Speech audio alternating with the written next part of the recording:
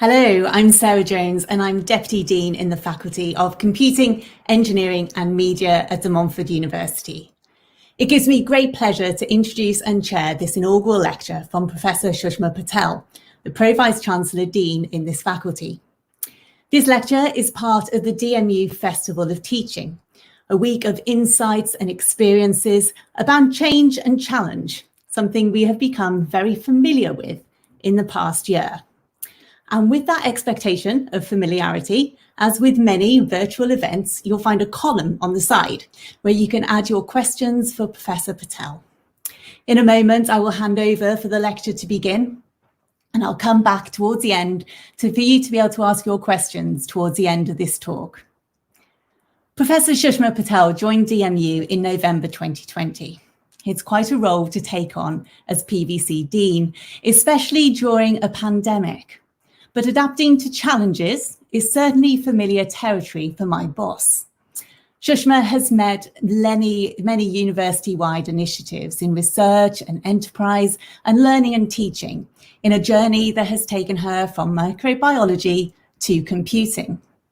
This interdisciplinary work has led to a great number of applied research projects across areas such as media, technology, music, and manufacturing, helping companies exploit new concepts and technologies. Incredibly important to Shushma is her passion for equality, diversity, and inclusion.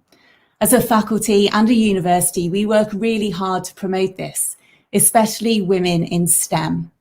As an academic leader, the list of accolades for Shushma could fill the next hour alone, including being a chartered IT professional, a Fellow of the British Computing Society, a Principal Fellow of the Higher Education Academy, and a National Teaching Fellow.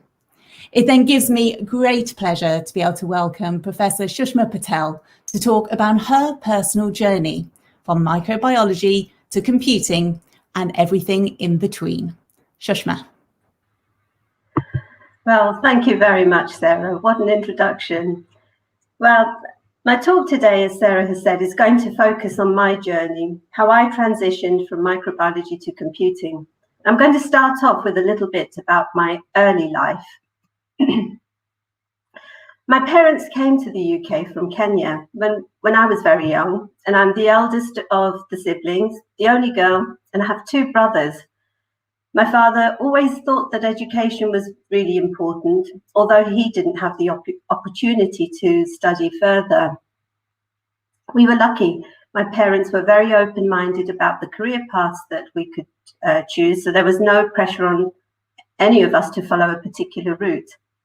And as immigrants, my parents were not familiar with the UK education system, to the extent that when I finished primary school, I just went to the secondary school around the corner. And as you can see on the map, this is now Elizabeth Garrett Anderson School. So when I finished secondary school, like any young adult, I needed to decide what was I going to do next. I'd taken A-levels in the subjects that I enjoyed, and they were the sciences. And as the eldest and the first person actually in my extended family ready to take the next step, was I going to go to work or was I going to pursue education and go to university? I chose university, and I decided I wanted to study something in the sciences because that's what I enjoyed and I knew that's where my strengths were. So the next decision was where to go to university. I woke up one morning and walked down the road to what was then the Polytechnic of Central London. And again, as you can see from the map, it was quite literally just round the corner. I enrolled onto a life sciences degree, and so began my journey in microbiology. Reflecting back on it, it was probably the best decision I ever made. I loved my time at university. It was a very supportive environment with great tutors, and I made lifelong friends. It also set me up for my career path. For my undergraduate studies, for my final year dissertation, I was fortunate to get a fully funded external research project. I had an interview with my external supervisor, Professor Bill Noble from St. John's Institute of Dermatology, and my project was to analyze the microflora of feet, namely the fourth interdigital gap that you can see in the picture here. For my research, not only did I have to collect samples from students' feet and analyze them, but I also needed to record how smelly the feet were. And yes, that was scientific. My initial reaction was, I don't think I want to do that. Can you imagine all the smelly student feet? But that's science. And the student data from my final year project formed the control group for the research that was being undertaken at the institute. And they were looking at microbial diseases related to the feet. And it compared the work that had been done on coal miners' feet and other industrial workers at British Nuclear Fuels Limited, where occlusive footwear was worn for very long periods of time. So this work was published, and as you can see, it was really exciting for me to see the work that I had done as an undergraduate have some impact.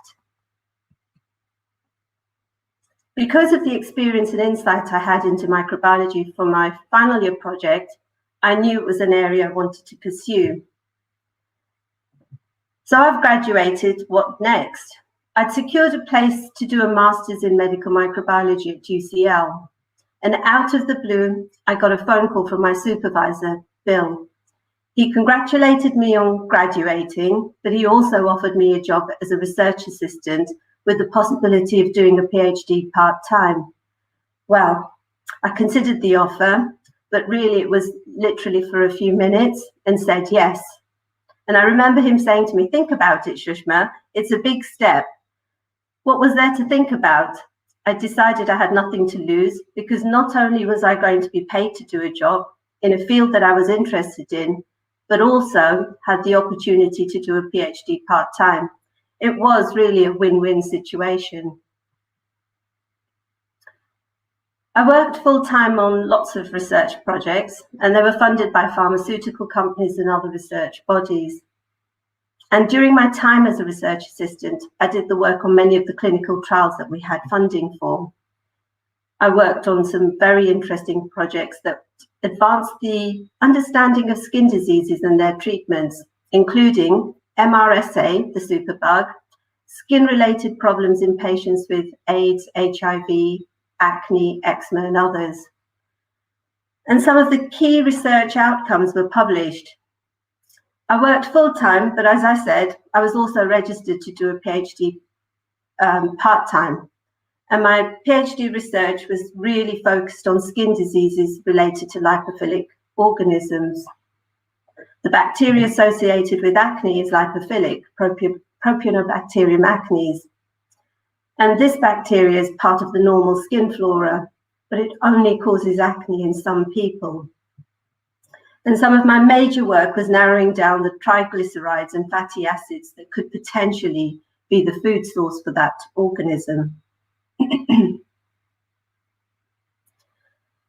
This led me to identify a specific area for my PhD. So my doctoral research was focused on two specific skin diseases, seborrheic dermatitis and pityriasis versicolor. Again, the yeast is found as part of the commensal flora of the skin. It's there, but it's only pathogenic in some people. So if we look at the images, we can see that seborrheic dermatitis is a very extremely severe form of dandruff. It results in a very thick layer of the skin cells forming on the scalp. And pityriasis versicolor is also seen as circular lesions, mainly on the torso. Both caused by the same yeast, a lipophilic microorganism. And I was doing some work at the same time as part of my day job on eczema, and was able to include the results from that into my PhD as a control group.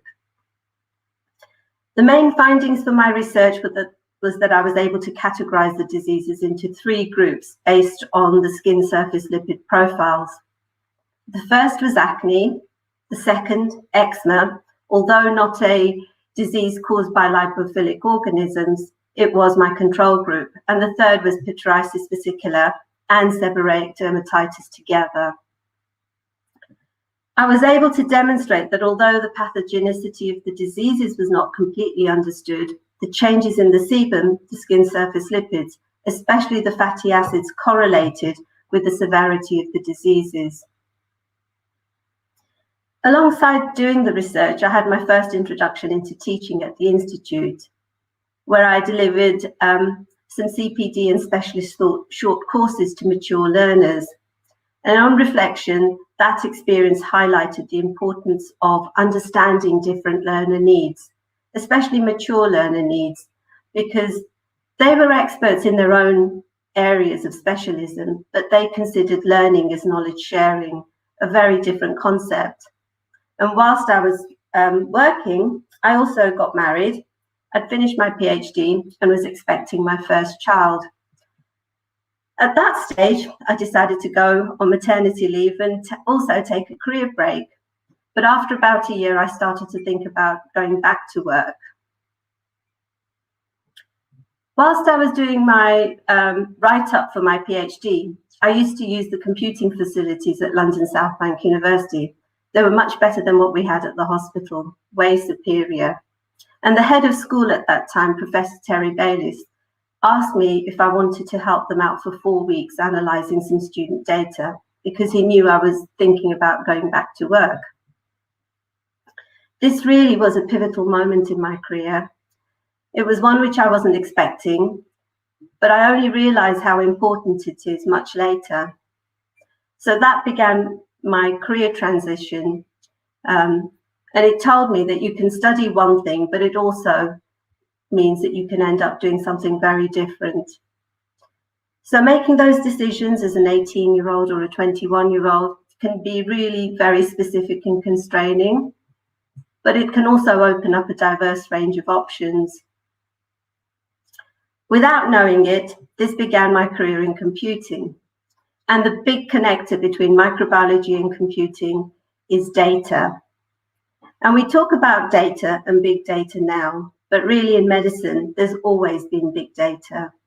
It's just become more accessible, more portable, and easier to manipulate. The 4 weeks got extended, and I was there for a couple of months. And I was asked to go and do a guest lecture on a module that developed core transferable skills. I ended up doing a couple of guest lectures. And really, this wasn't as random as it seems. I was interested in developing skills for students, and as a researcher, I knew how important they are. During that period, the school was developing new research strengths. There was established research in econometrics, pure maths, statistics, and they were moving towards human-computer interaction, artificial intelligence, and information systems. So a position came up as a research fellow in their information systems group, and I was appointed. They were looking for someone who was able to communicate research ideas, develop research skills, and support the PhD students. And a lot of my success was based on my research training and the ability to take a problem, scope it out, and identify solutions. And I think my background also helped. Moving from one field to another helped me to look at things from a different perspective. It also helped me to appreciate the benefits of interdisciplinary working. During my time as a research fellow, I also started teaching, was applying for research funding, and established the research centre. Networking in information systems at that time was very, very popular. It was a discipline where you disseminated your research via conferences mainly. It's changed now. And I was a founding member of a series of international conferences in object-oriented information systems. I was able to embed the research that was undertaken into the curriculum, and we developed a specialist master's course in object-oriented information systems, where all the students completed their dissertations on relevant placements. And we had a fantastic placement officer, and he ensured that the placements were appropriate for the studies. And I also supported undergraduate and postgraduate students to complete their dissertations within the research group. I applied for a lectureship and was successful in being appointed. I mainly taught master's students at that stage and continued supervising PhD students. A short while later, I was asked to be the course director for an undergraduate course. And as a result of that, I asked to teach on those courses because I wanted to get to know my students. I continued my research, and the OOIS conference series enabled us to build up networks and recognition both nationally and internationally.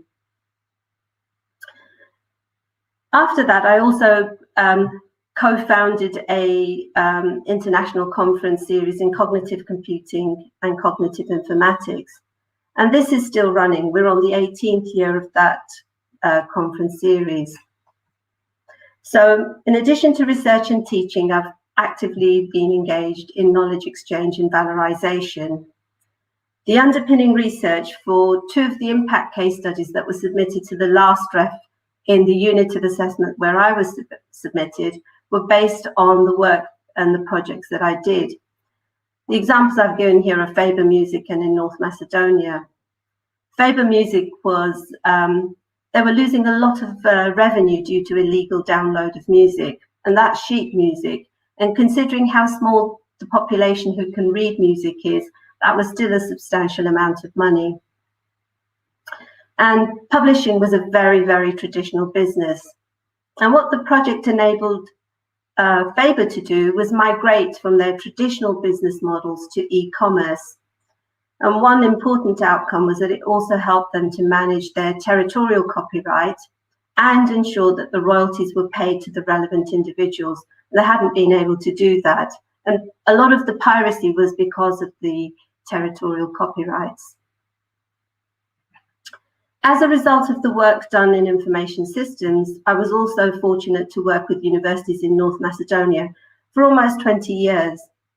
And the first EU-funded project was to review the quality assurance processes so that it could help them align their curriculum with the Bologna process and map against ECTS so their courses could be recognised in Europe.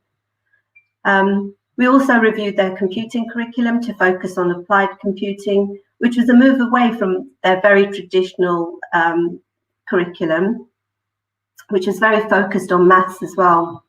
And the work culminated in student journeys. We developed an integrated information system, which was piloted at 8 universities, private and public, and it resulted in a change in their legislation.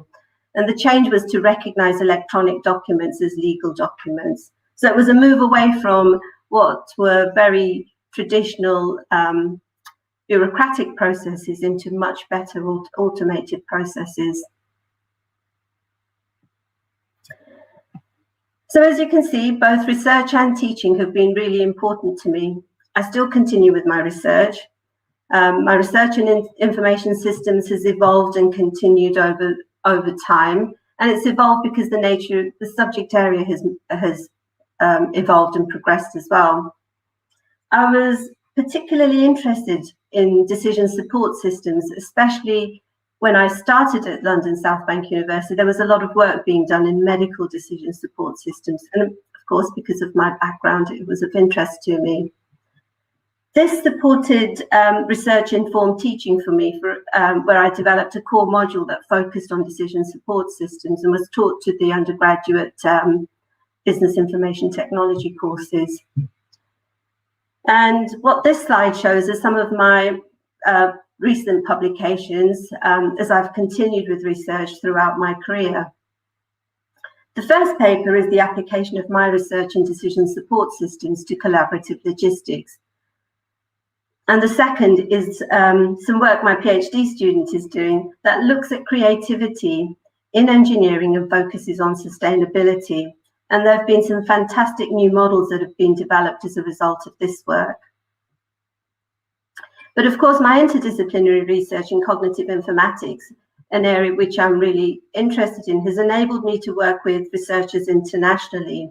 And the third paper here is a result of the research in cognitive computing, which is stemmed from the conference series in cognitive computing. So my career path has not been what I thought it would be when I graduated. In fact, it's been better than I imagined. I took many of the opportunities I was presented with. I was really lucky I had some great mentors. They were also my sponsors. To me, sponsors are really, really important. They're the ones who encouraged me to believe in myself and also provided me with the opportunities.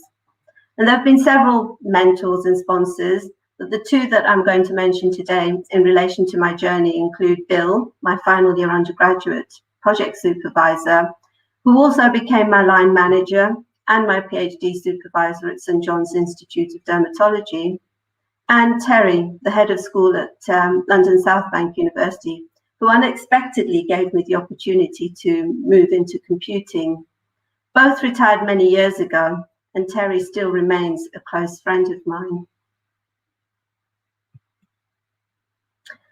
So, in conclusion, there are several career paths that we can take, and they're not always as direct as we anticipate they would be or expect them to be. But for me, it's been about taking those opportunities, making the most of them, connecting with the people and making an impact where I can. And most importantly, it's been about continuing to learn. Learning has enabled me to transition from microbiology to computing. And as you can see, it wasn't as random as one would expect, that transition from microbiology to computing. So thank you very much. Thank you, Sarah. Thank you so much, Shushma. That was incredible to hear this story and this journey. And I think really the message is taking advantage of those opportunities, something I know that we tell our students all the time, that they have to stick their hands up and take advantage of every opportunity. So it's great seeing how that's being put into practice. A reminder to everybody watching, if you do have questions or comments on that talk, then do just pop them into the comment section and I'll be happy to ask them to Professor Shushma Patel.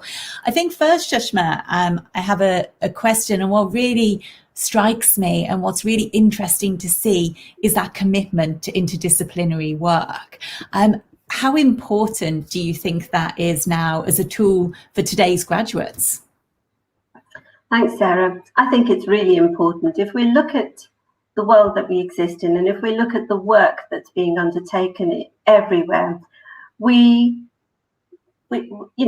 I'm all for having graduates who are true to their discipline. They've got the basics and the foundations in the subject areas that they studied. So whether it's computing, engineering, law, media, whatever that is, but they have to work with people outside of their discipline, So not only my background and the move and the kind of journey that I've had in an interdisciplinary environment, that students are really, really not going to be able to work in their little areas forever. They will have to communicate. And for me, an ideal student would be a polymath, someone who understands their subject area really, really well, but is able to look at things and work outside of the box. And that's really important. So I think for today's graduates, it's really, really important.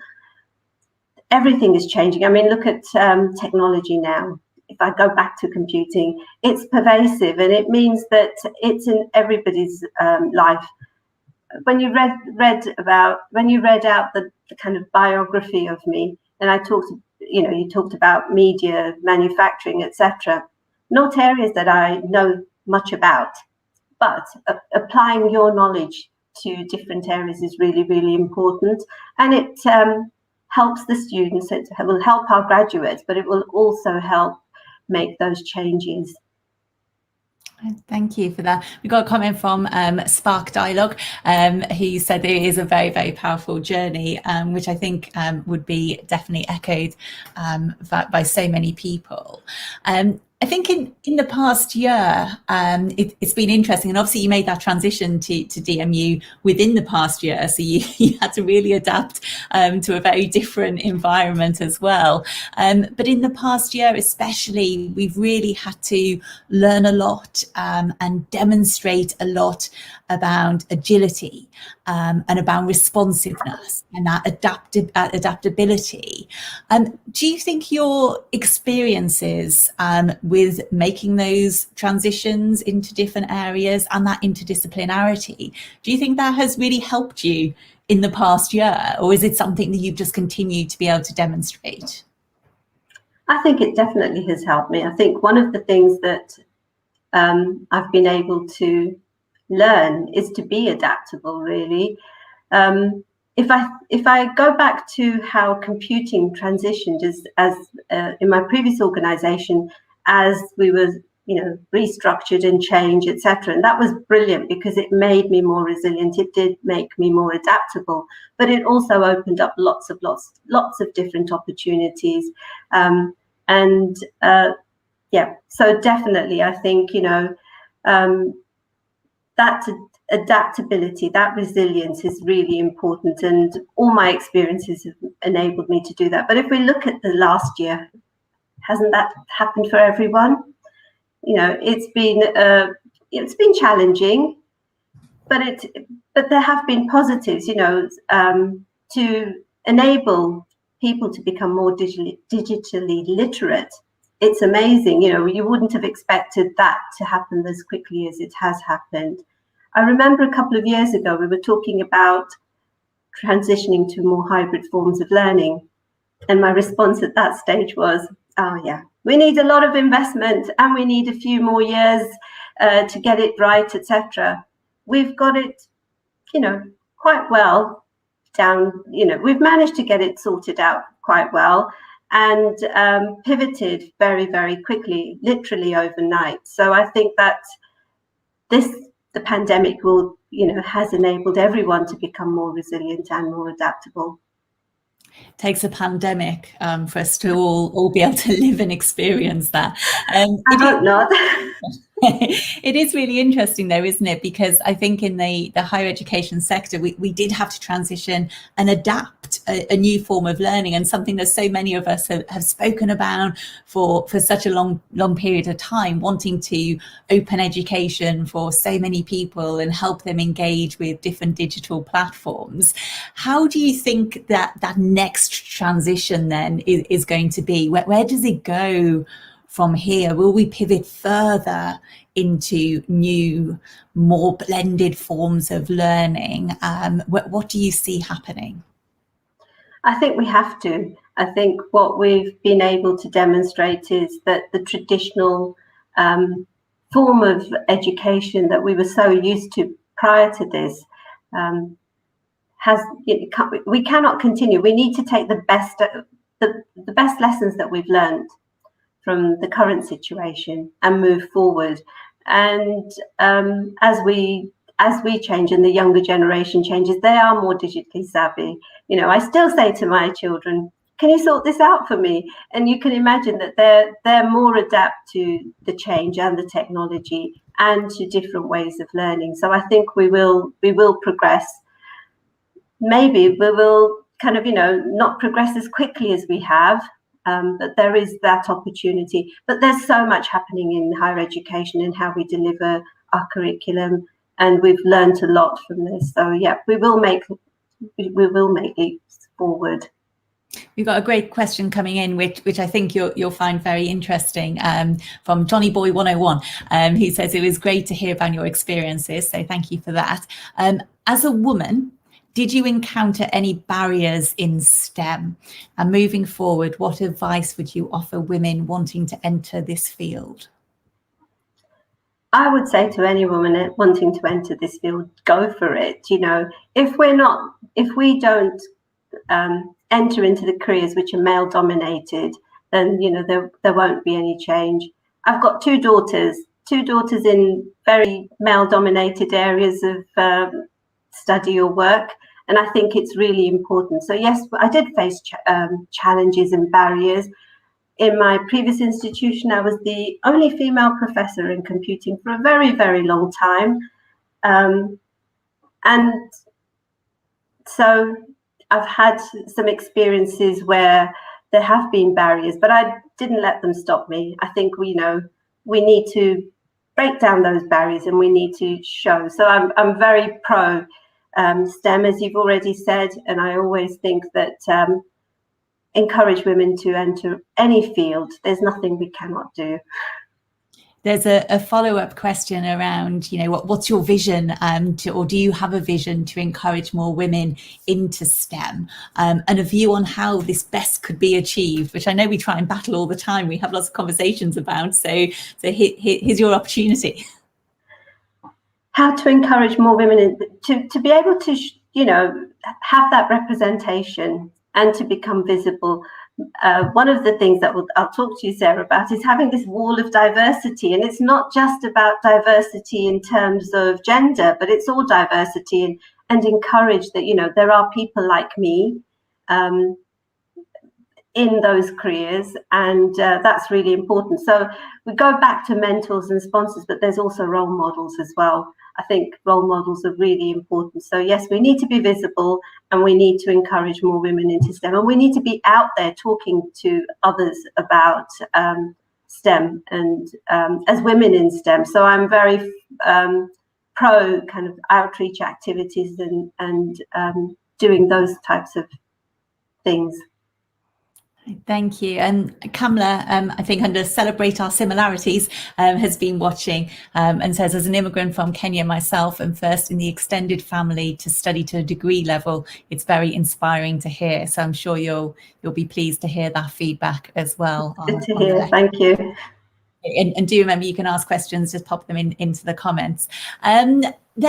It's really interesting seeing your journey from microbiology to computing, and a huge range of research across disciplines. Is there one research project that really stands out to you, something that you always go back to when you think about your journey? One research project that's a tough question, Sarah.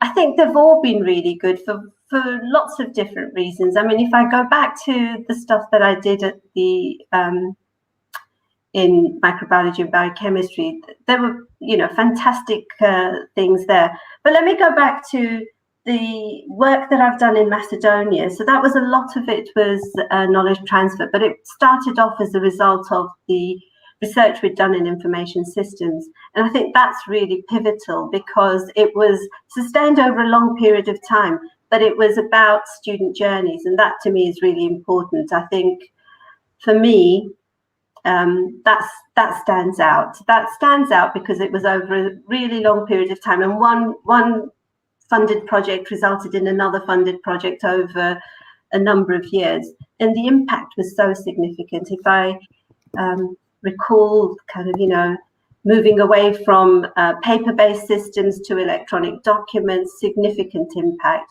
Students would have to go with a book, get it stamped at the administrator's office, and then go to their tutor to get it stamped, and then go back just to choose an option.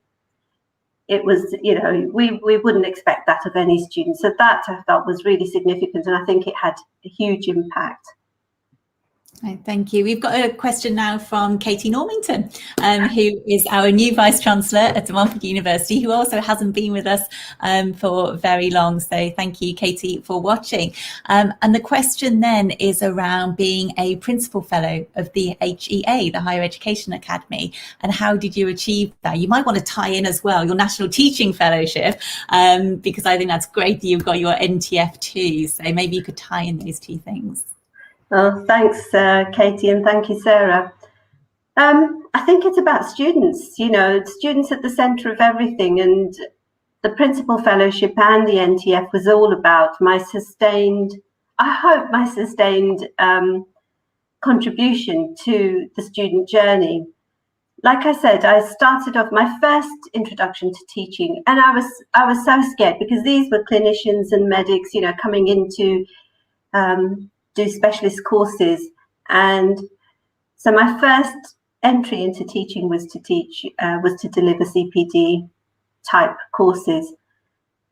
And then when I moved to London South Bank, it was teaching undergraduate students, and that was challenging, but it was so rewarding. I find that really rewarding. So for me, it was that sustained impact that I've had, but also research as well, because, as a Principal Fellow, I needed to demonstrate, and as a National Teaching Fellow, actually, I needed to demonstrate what my impact was on student outcomes, how I maintain my currency in terms of personal development and professional development, how I contribute to developing others. And that's how I achieved it, really, Katie. It was demonstrating the impact I've had on the work which I did with students. And I've done a lot. I've mentioned Macedonia. I did quite a bit of work in Uganda developing research capacity and enabling the staff there to develop supervision skills. Worked in Europe, the Netherlands and Germany in the Hochschulen, which are the kind of universities of applied sciences, where they don't have, not all of them have degree awarding powers for doctorates, and develop those skills through joint funded PhDs or joint supervision. So that's, it is. I think that research and teaching go hand in hand, but at the heart of everything has to be students. So whether they're undergraduate, postgraduate taught students or PGR students, they're students, and it's supporting them. That's a great answer. Thomas Ensign has said, thank you for a great presentation, and asked a question around, did studying microbiology aid you in any way in the study of organisational culture, problem solving and collaborative working? Thanks, Thomas. So Thomas is my PhD student, by the way, so that's brilliant. Good to see you here, Thomas. Did microbiology help me study, organise? Yes, so I've done, as I've said, my research has evolved, and as we've moved around, I have studied organisational culture. And no, microbiology didn't help me study organisational culture. So it was a totally different type of culture. And what did help me study organisational culture was really decision support systems and decision making, so the impact of that, and then technology in terms of the disruptive impact it has on organisations and how you can manage that change within an organisation and manage the culture within that. So that's where I learnt, that's where, microbiology didn't help. But problem solving, definitely, I think as a researcher, and you should, you know that, Thomas, as a researcher, it is about solving problems.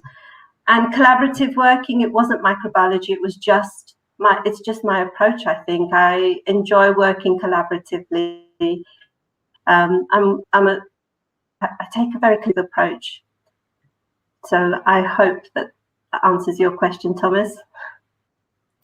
I think in a professorial inaugural lecture such as this, I think it's my duty to embarrass you as much as I can and honour you as much as I can. So I will read out a comment that Thomas has also put, saying, P.S. thank you for being an amazing PhD mentor. You've massively influenced my career path and professional, for which I will always be grateful. So I think that's really interesting. I'd echo that as well. But I think the way you spoke about mentors and people that have helped support you, it's really good seeing it on the other side as well. So I'm sure you'll be pleased with that comment. Thanks, Thomas. On that, Shushma, what would you say is, having had this real diverse journey, all interlinked but quite diverse, drawing on different subjects and different roles, what is your motivation? What drives you? Oh, what drives me? I think it's to make a difference. If I can make a difference, then, if I can make a positive change in anyone's life, and I think that's more important than anything else, it's making a difference and seeing somebody succeed or seeing everyone succeed. And I think that's what drives me. It's important to me. And especially in academia, I can't understand why one would be in academia and not want to make a difference. I think that's really, really important for me. So for me, that's it, making a difference. That's the bit which drives me, seeing others succeed. And how do you make that happen then? Especially in terms of students, and I guess it is drawing on the National Teaching Fellow projects. those kinds of opportunities that you've really helped to create for our students and for your previous students. What is about those projects, do you think, that do help to kind of demonstrate that? What is it about the projects that help me demonstrate that? There isn't anything. You know, if I see a problem or if I hear of it, I want to try and solve it. It's probably not a good thing because I can't solve all the problems, but I can't, you know, I want to do something. So if something comes across my desk, I want to make sure that I can try and resolve it. It's really, really hard not to do that because you don't want to, you know, meddle. And we've got teams who are more able to solve those problems as well. But it's about taking, you know, I can't leave. If somebody says to me, this isn't working, I want to try and help them fix it. And I think that's important. So for me, if we have happy students, happy staff, then everybody's happy as well, aren't they? So, you know, it goes with, but we're there for students. And I think that's the most important thing for me. We're here for our students. And if we can make a difference to those. So the projects were, and I didn't start looking for, you know, I don't look for things to solve, but if they come across my path, then I want to try and help solve them. That's a difficult question, Sarah, and I'm not sure that I've been able to answer it. That's okay. I'll let you off, but that's fine. Having then made this transition from microbiology to computing, that personal journey, where next? I'm at De Montfort, aren't I? Where else I mean, that's brilliant. It's fantastic. I'm so enjoying being at De Montfort University. And despite me joining in the pandemic, it's been brilliant. So I'm happy. I want to see what I can contribute at De Montfort. So yeah, I am where I am. You know, I'm enjoying it. I like it. Great. Thank you very much, Shushma. And we are very, very pleased to have you here at De Montfort University. So thank you for your talk this evening. And thank you to everybody joining us at home or in an office or wherever you may be. Thank you for joining us and for all of your questions. This event this evening has been part of the Festival of Teaching. We have a whole programme of events taking place over the next week. It really is a celebration of teaching excellence, but also offers some really unique insights about all of those challenges that we've been facing, about future delivery and where universities might be heading. So there is a whole range of events. Do check out the DMU website for more. For me and for everybody here, thank you so much for joining us this evening. Goodbye, and I'll see you soon.